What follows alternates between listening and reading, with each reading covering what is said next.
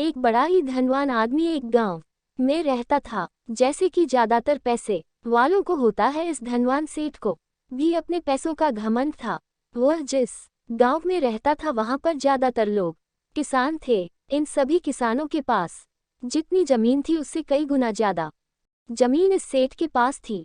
कई गरीब किसान तो इसके लिए इसके खेतों में काम करते थे। इसी गांव में मोहन नाम का एक बड़ा ही मेहनती और सच्चा किसान रहा करता था। मोहन का परिवार थोड़ा बड़ा था। उसके परिवार में उसके बूढ़े माँ बाप, पत्नी और 3 बच्चे थे जो अभी काफी छोटे थे। मोहन के पास ज्यादा जमीन नहीं थी, लेकिन जितनी भी थी उसमें वह बड़ी मेहनत करता और अपने परिवार का पेट पालने लायक अनाज उगा लेता था। बाकी के किसान भी यह देखकर हैरान रह जाते कि कोई कैसे इतनी सी जमीन में इतना ज्यादा फसल उगा सकता है। एक वर्ष उस गांव में काफी ज्यादा बारिश हुई, जिसके चलते कई किसानों की फसलें बर्बाद हो गई, जिनमें से एक मोहन भी था।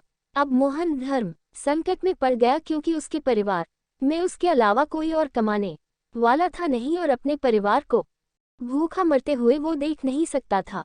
वह जानता था कि इस गांव में अगर कोई उसकी मदद कर सकता है तो वह वही घमंडी सेठ है, जिसने गांव के कई अन्य गरीब किसानों को या तो कर्जा दिया है या तो अपने यहाँ काम पर रखा हुआ है।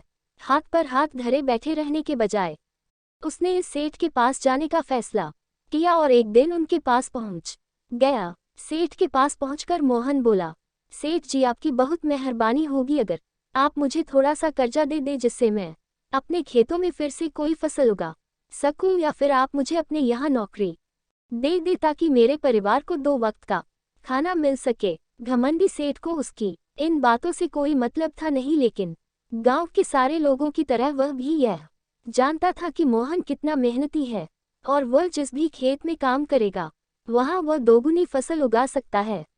सेठ ने सोचा, अगर मैं इसे पैसे उधार देता हूं तो शायद यह इस स्थिति में नहीं है कि मुझे वापस लौटा सके, लेकिन अगर मैं इसे अपने खेतों में काम करवाता हूं तो मुझे जरूर दुगना फायदा होगा। सेठ मोहन से बोला, देख भाई, पैसा तो मैं तुझे दूंगा नहीं और मेरे पास अभी खेतों काम करने के लिए कई किसान पहले से मौजूद है, लेकिन तुझ पर तरस खाकर मैं तुझे अपने खेतों में नौकरी देता हूँ, पर मैं तुझे इसके लिए ज्यादा पैसे नहीं दूंगा। बाकी किसानों को मैं 300 देता हूँ, मैं तुझे 200 ही दे पाऊंगा। मरता क्या न करता। मोहन ने सेठ की शर्त मान ली और उसी दिन से सेठ के खेतों में काम करना शुरू कर दिया। 2 महीनों तक नियमित वो सेठ के खेतों में जाकर कड़ी मेहनत करता और देखते ही देखते 4 महीने का काम उसने अपनी मेहनत से 2 महीनों में ही खत्म कर दिया। सेठ उसके काम से काफी खुश था, लेकिन वह कभी उसको यह जताता नहीं था। जब सेठ ने देखा कि उसका खेतों का काम अब खत्म हो चुका है, अगर वह मोहन को काम से निकाल देता है तो उसके 2 महीनों के पैसे बच जाएंगे, तब सेठ ने मोहन को काम से निकालने का फैसला किया। एक बार सेठ को ये विचार भी आया कि इतना मेहनती आदमी शायद उसे दोबारा ना मिले, लेकिन फिर उसने सोचा कि जब अगले साल काम आएगा तब उसे फिर से नौकरी पर रख लेगा। आखिर इस गांव में उसके अलावा है ही कौन जिसके आगे ये लोग अपने हाथ फैलाएंगे। एक दिन सेठ ने मोहन को अपने पास बुला कर उसको उस दिन का पैसा दिया और साथ में ये भी कहा कि कल से तुमको काम पर आने की जरूरत नहीं है।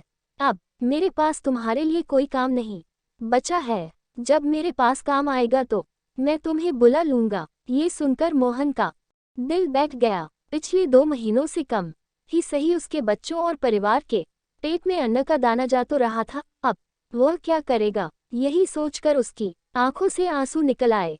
मोहन ने सेठ के पैर पकड़ लिए और गिड़गिड़ाने लगा, सेठ जी, मुझे इस काम की बहुत जरूरत है, मुझे मत निकालिए।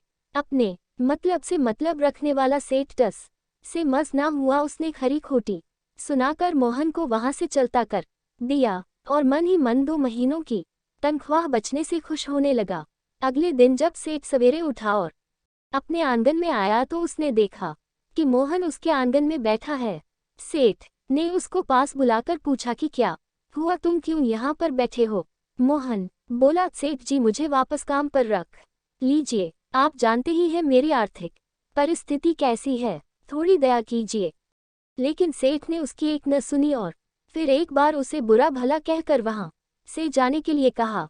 बेचारा मोहन अपना सिर नीचे झुका के वहां से चला गया। अगले दिन फिर यही घटना दोहराई गई। मोहन फिर सेठ के आंगन में बैठा था। सेठ ने फिर उसको वहां से जाने के लिए कहा। यही घटना अगले कई दिनों तक चलती रही। अब तो मोहन सेठ के हकालने पर भी वहां से नहीं जाता था और वहीं पर बैठा रहता था। एक बार सेठ ने उससे पूछ लिया, तुम कैसे आदमी हो? मैं तुम्हारा इतना अपमान करता हूँ लेकिन तुम्हें कोई फर्क ही नहीं पड़ता। तब मोहन ने सेठ से कहा, बुरा तो बहुत लगता है सेठ जी, लेकिन जब घर जाता हूँ और भूख से बिलखते अपने माँ बाप और बच्चों को देखता हूँ तब यह अपमान मुझे कुछ भी नहीं लगता। इतना सब कुछ होने के बाद भी सेठ का दिल जैसे पत्थर का बना हुआ था। उसने मोहन को अभी तक काम पर नहीं रखा और न ही उसका ऐसा करने का कोई इरादा था। एक दिन सेठ ने सोचा कि कुछ दिनों के लिए किसी और गांव चला जाता हूं ताकि मोहन से पीछा छुड़ा सकूं। अगले दिन मोहन के आने से पहले ही सेठ अपने परिवार को लेकर अपने किसी संबंधी के यहाँ चला गया और वहां पर 10 दिनों तक रहने के बाद फिर अपने गांव अपने घर वापस लौटा। घर लौटते ही सेठ ने आसपास हर जगह नजर दौड़ाई तो पाया कि वहां पर अब मोहन नहीं था। सेठ ने सोचा, मेरी तरकीब काम कर गई, लगता है मोहन से अब पीछा छूट गया है। हालांकि अब सेठ के द्वार पर मोहन नहीं बैठा था, लेकिन मोहन का विचार अभी भी सेठ के मन में घर कर बैठा था। सेठ सोच रहा था, मोहन इतनी जल्दी हार मानने वाला आदमी तो नहीं दिखता है। उसके साथ क्या हुआ होगा? क्या उसे कहीं कोई और काम मिल गया होगा या फिर और कुछ? इन विचारों ने सेठ को बेचैन कर दिया और आखिरकार सेठ को मोहन की खबर लेने के लिए गांव में जाना पड़ा। सेठ को मोहन का पता नहीं मालूम था, इसलिए अड़ोस पड़ोस के अन्य किसानों से पूछने पर पता चला कि मोहन घायल हो चुका है और अपने घर पर आराम कर रहा है। सेठ ने जब उसके घायल होने का कारण लोगों से पूछा तो सेठ को पता चला कि जब सेठ अपना घर छोड़कर किसी और गांव में गया था तब बंद घर देखकर कुछ चोर उसके यहाँ चोरी करने आए थे, जिनको रोकने की कोशिश करते हुए हाथापाई में मोहन चोटिल हो गया था। ये सब जानने के बाद सेठ का पत्थर का दिल भी अब मोम की तरह पिघल गया। सेठ को अपने किए पर पछतावा होने लगा।